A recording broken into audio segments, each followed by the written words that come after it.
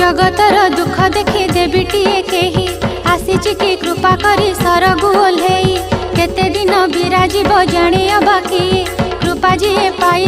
धन्य हे बसी जगतर माँ से दिन दुख